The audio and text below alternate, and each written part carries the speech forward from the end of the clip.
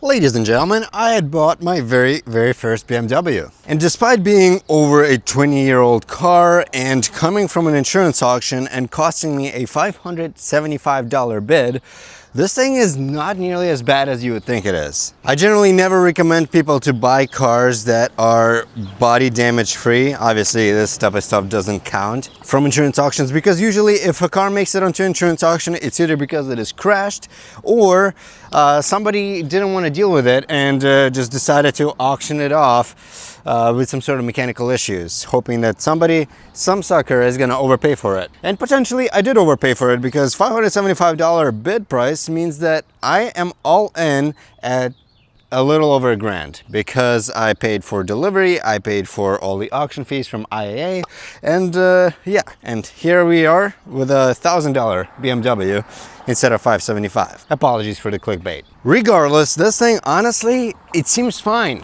I've even driven it around the block and it does okay. I don't know why it's on auction. It did come with all these post-it notes. One of them says that we should not lock the car because the door lock doesn't work, and also the driver window doesn't roll down or up. There's an oil leak, there's a radiator leak, and wiper fluid does not work. And then there's, again, driver window doesn't work. Lock broke, car door. If all that it's dealing with is some leaks and little stuff like window regulators and locks, I'm honestly pretty okay with this purchase, especially if I end up taking it to the track, which I kind of really want to do. There's a track day, actual lap day coming up. And what would be a better first experience with a BMW if not taking it to a track? Now, this thing did come with the battery completely missing. Potentially the previous owners had bought a relatively new battery for it recently before they decided to get rid of it, and decided to keep the battery because that's big money. Come on, BMW. There we go. Despite having no battery, which resides in the trunk, it also has, I believe this would be coolant. It's got to be, right? And looks like it's coming from somewhere around this area, right where the coolant reservoir is. And I wonder if maybe it's just our coolant reservoir that's cracked and letting coolant out. I did fill this up with water, so we're gonna see how badly that leaks. Honestly, not too bad.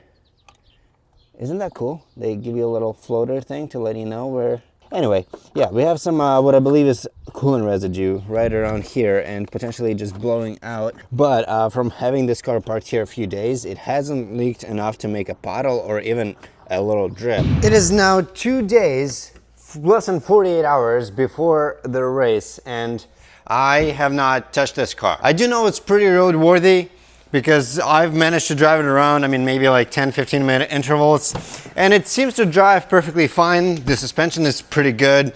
I really am not noticing anything significantly wrong with it mechanically. Anything that would properly explain why this thing ended up on IAA for 600 bucks. I'm guessing it's just the leaks that the previous owners did not want to deal with. So technically, it could make it to the race with the current situation with the coolant dripping out, but I'm afraid that whatever is letting the coolant out is kind of like on its last leg. For example, it could be our coolant reservoir, the overflow tank. These are apparently known for kind of, just completely falling apart with age. And potentially that's exactly where we're leaking from. Just it kind of looks like this is where the coolant is coming from, under the car. If that's the case, I probably should replace this, because if I take it to racing like this, it's entirely possible it's gonna get pressurized enough for the coolant tank to just completely burst. First thing I'm gonna do is remove our air box. It also wouldn't hurt to see what condition our air filter is in. Even if it's bad, I'm probably not going to replace it, but just we'll see how well this car has been treated. Pop off that. Okay, this clamp was loose. All right. Oh wow, the air filter actually looks decent. Yeah, it's not bad at all.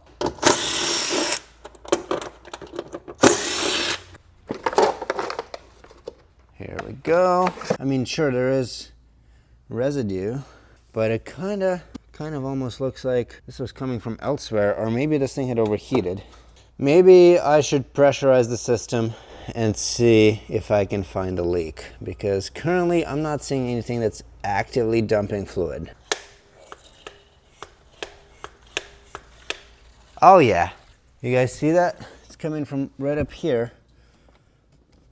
Wait, hold on, is that just coming from, maybe this is the wrong size cap. Hold on. Okay, yeah, that is sealing much better. See that right there? That definitely should not be happening. We probably just have a bad gasket. I'm assuming this is where the thermostat sits. Looks like the fan shroud needs to come out along with the fan, and to remove the fan we need to get to that, I'm assuming like a 32 millimeter bolt on the fan clutch. I don't have anything of that size except for one of these, so we're just gonna try and hopefully get this in there. Okay, I checked around local auto parts stores and I didn't find the specialty tool, which is like that 32 millimeter, like really thin wrench. So I think I'm gonna try to make my own.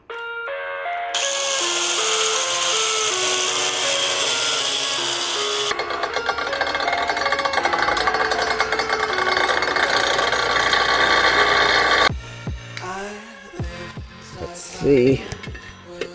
Oh yeah, that is perfect. Oh yeah. Okay, cool. This is only half the battle though, because I also need to come up with a way to hold the water pump pulley. And for that we need like a really long 10 millimeter box end or something like that. I'm using a screwdriver to hold the two bolts against each other. And that's acting as the counterforce, and I think I just cracked it loose. I'm not positive yet. Oh yeah, that is definitely coming loose. Yeah, we're about to take our fan off.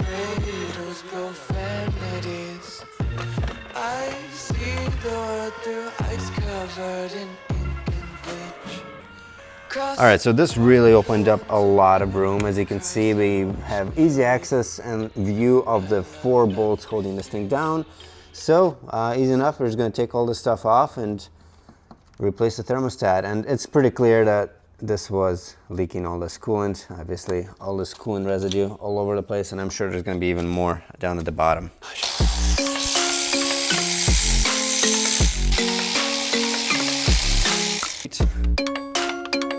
Okay.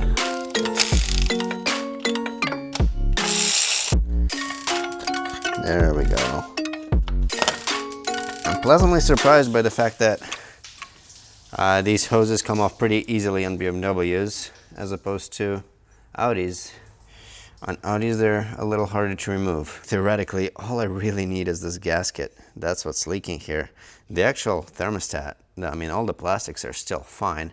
We're just letting some coolant through all the little flat spots here, but unfortunately I don't think they would sell this gasket, so we're gonna have to buy this whole thing. All right, 50 bucks later, here we are, our brand new thermostat with the brand new gasket. First, however, we do need to clean our surface here, get rid of all the old coolant residue. I do want to know, guys, what do you think? What are the chances of this thing surviving throughout the whole race day? Because I'm taking it to the truck, and that's in 2 days. How likely is it that this thing is gonna make it? I mean, so far it's not giving us any signs of having any major mechanical issues, so I'm giving this a 60% likelihood of surviving. But let me know in the comments if you disagree. This guy goes like that.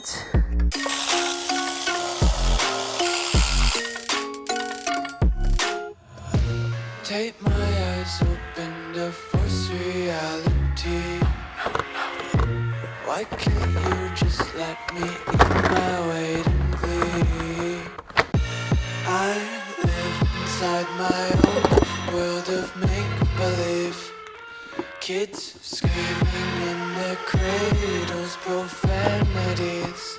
It might even run better now that we don't have this giant vacuum leak here. And not that it was running poorly at all, but this clamp here was not tightened down, so it was definitely letting some vacuum escape. Ta-da! All right, we're all set.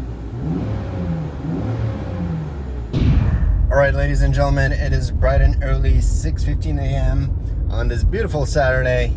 We are expecting to have some rain a little later in the day, but very minor. So, on the way to the race, so far this car drives awesome. I mean, I've driven it around on like, I don't know, 15-20 minute trips, maybe even 30-minute trips, and it's been great. I haven't found any issues, so hoping that we're gonna make it to the track, which is just about an hour away, and have no issues once we get there. I have read these codes. I didn't understand any of them because they're BMW codes.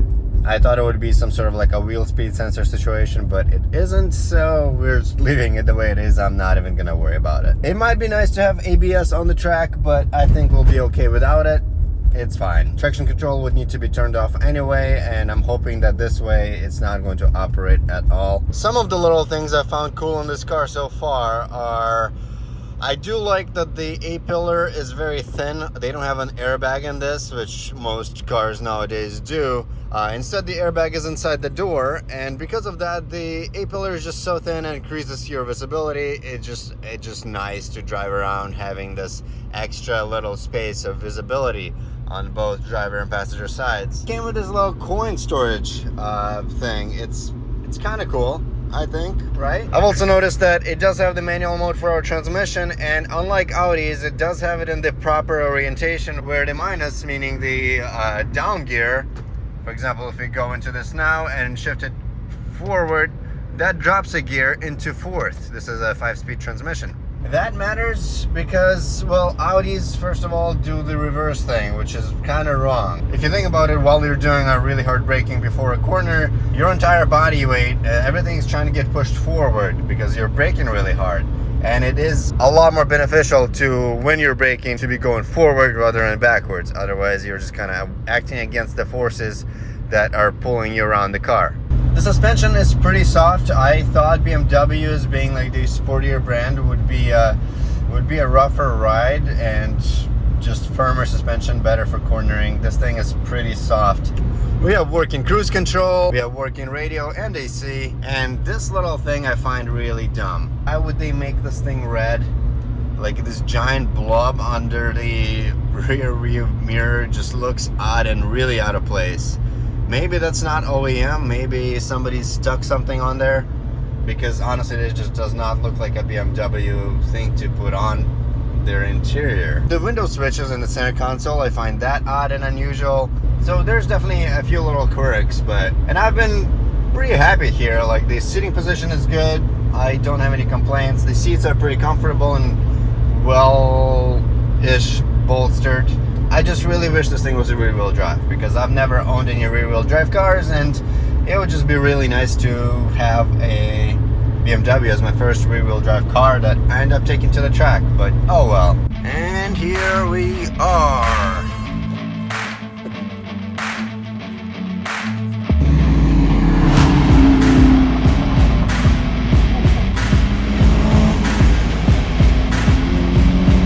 Alright guys, we're going.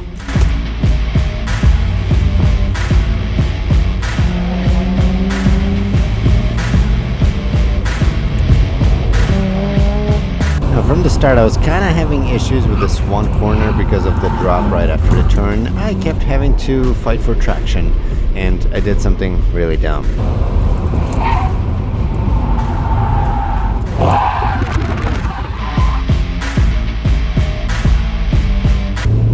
Sorry. Luckily, they were nice enough to let me stay and continue after a stern warning.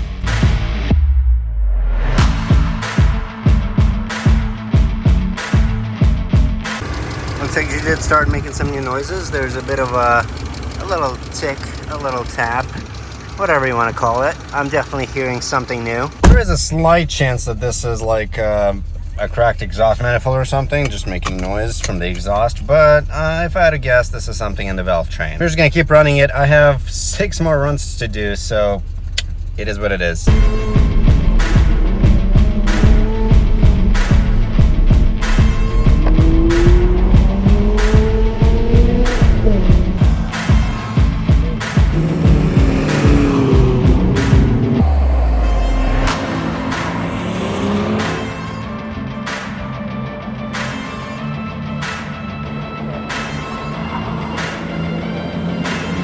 Alright guys, last session, last run of the day for me. There is still 2 more that I could have taken, but at this point I'm just exhausted. So yeah, just gonna make our last run. Hopefully it survives. The tires are looking rough, but I don't think they've gotten much worse than they were at last couple of runs. So at this point, I think I'm getting significantly better at knowing the track and knowing the limits of the car. So it's kind of been pretty fun.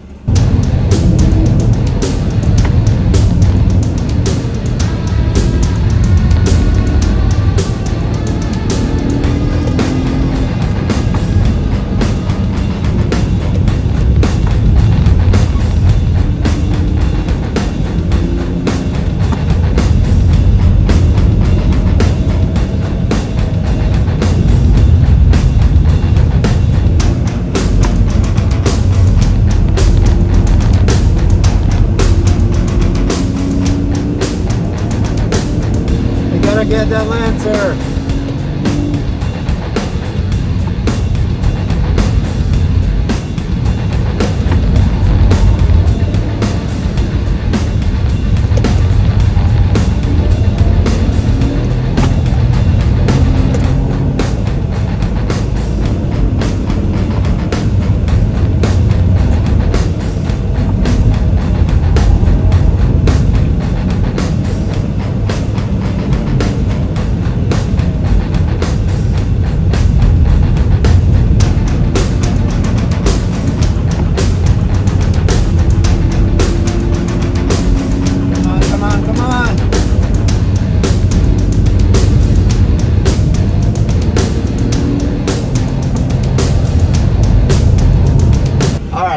The car's telling us we're out of gas, so I knew we were a little low, but I didn't think we were that low. So we're gonna go fill her up and head home. This was an awesome experience. The BMW did great. I mean, that tick turned out to just be the fact that it needed a little bit of oil. Turns out it's a very common thing. She's definitely gonna need some tires, and yeah, she's a champ.